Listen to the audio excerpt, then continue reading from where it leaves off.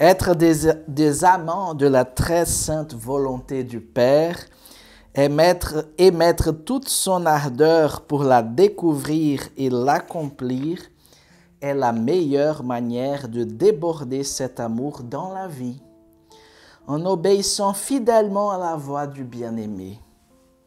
Nous découvrirons cette volonté d'autant plus clairement que nous développerons notre écoute du Seigneur. Je dis écoute dans le sens plénier du terme.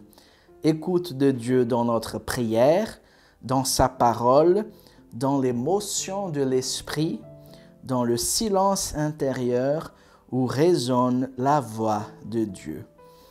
Ce paragraphe est plein de richesses pour notre vie spirituelle. Il peut nous guider dans les chemins de l'écoute de Dieu.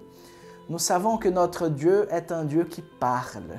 Dans l'Ancien Testament, la grande angoisse du peuple, c'était de savoir si Dieu continuait à sortir avec leurs armées. Seigneur, es-tu avec nous quand nous allons faire la guerre ou pas? Parce qu'ils se posaient des questions, nous allons perdre ou pas? Et c'était dans le dialogue qu'ils se rendaient compte si Dieu était avec eux ou si eux-mêmes avaient mis une barrière entre Dieu et eux par leur péché quotidien qui offensait le cœur de Dieu et qui empêchait Dieu de s'approcher et de faire partie de notre vie. Donc c'est dans la prière, nous avons vu que nous débordons l'amour envers Jésus, notre époux, par la louange et l'adoration. Et dans la vie quotidienne, parce qu'il faut que cette prière s'enracine dans notre vie de chaque jour, nous devons chercher à écouter la voix du Père qui va nous dire ce qu'est sa volonté très sainte pour nous. La volonté de Dieu n'est pas quelque chose qui vient du dehors vers l'intérieur de façon automatique. La volonté de Dieu, c'est un mystère d'incarnation. Dieu commence à parler et en parlant, il accomplit une œuvre au cœur de notre vie. Ce n'est pas une espèce de légalisme spirituel, parle et je fais, non. Mais c'est justement la fécondation de notre vie par la voix de Dieu qui réalise sa volonté au plus profond de notre cœur. Donc d'abord, le Seigneur ne jette pas des perles aux cochons, comme dit Jésus dans l'Évangile. Donc Dieu ne parlera pas si nous ne voulons pas écouter sa parole, ou si nous voulons écouter juste par curiosité, mais c'est sûr que je ne ferai pas. Il faut vraiment faire de l'espace pour que le Seigneur nous parle, en jetant dehors de notre cœur tout commerce avec le péché, comme Jésus qui a chassé du temple ceux qui faisaient de la maison du Père une maison de prière qui était devenue une maison de bandits.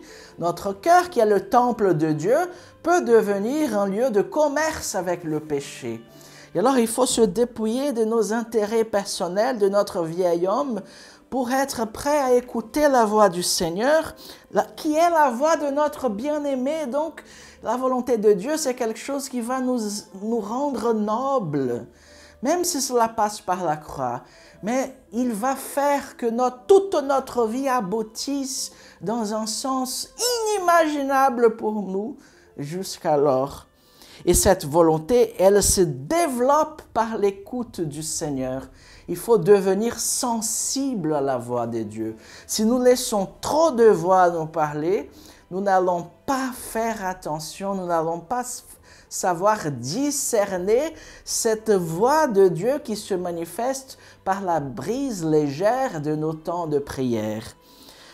Et Moïse va nous dire, notre fondateur, que le sens plénier du terme « écouter Dieu », c'est dans la prière, par sa parole, la liturgie du jour ou l'étude biblique que vous faites, l'émotion de l'Esprit, les inspirations de l'Esprit Saint. Bien sûr, il faut savoir bien les discerner, ces inspirations, pour dire qu'elles sont de l'Esprit. C'est pour cela que nous avons besoin d'un accompagnateur spirituel pour nous aider. Et le silence intérieur où résonne la voix de Dieu, où la voix de Dieu va planer sur les eaux de notre être et va générer une œuvre de création nouvelle.